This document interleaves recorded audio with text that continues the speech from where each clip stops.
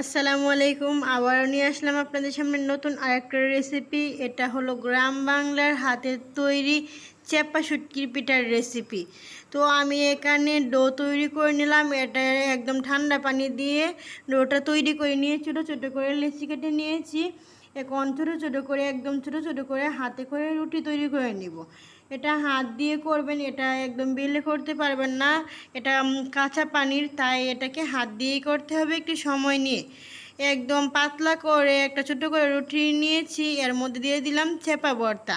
আমার চেপা ভর্তার ভিডিও ইউটিউব চ্যানেলে আরেকটা দেওয়া আছে, তাই আজকে আমি আর দিলাম না। তো এখন একটা পিঠার উপর দিয়ে আরেকটা পিঠা দিয়ে হাত দিয়ে ভালো করে চেপে ভালো করে এটার সাথে জয়েন করে নিচ্ছি।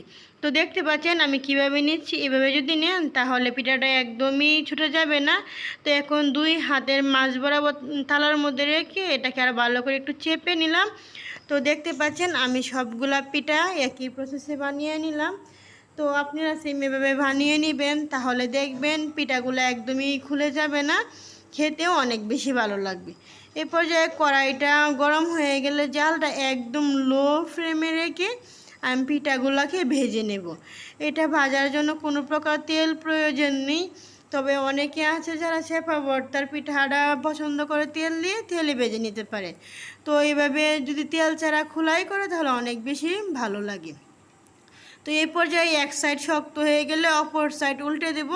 আপনারা চাইলে একটা ভাজা কাঠির সাহায্যে উল্টে দিতে পারেন। তো আমার জালটা একদম লো আছে, তাই আমি এটাকে হাত দিয়েই উল্টে পাল্টে একদম মুচমুচে করে নেব।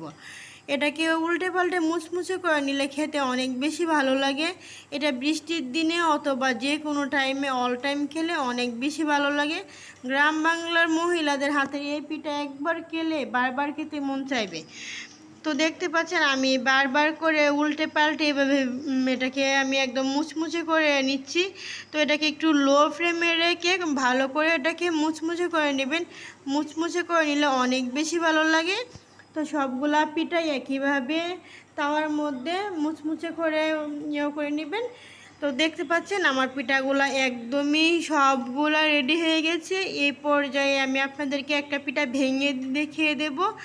তো এই পিঠাগুলা খেতে অনেক অনেক বেশি ভালো লাগে, একটু ঝাল ঝাল খেতে। যাদের ঠান্ডা কাশি অথবা মুখে রুচি নেই তারাই খাবে, অনেক বেশি ভালো হয়। তো দেখতে পাচ্ছেন কত মুচমুচে। এই পর্যায়ে চেপা ভর্তাটা চারদিকে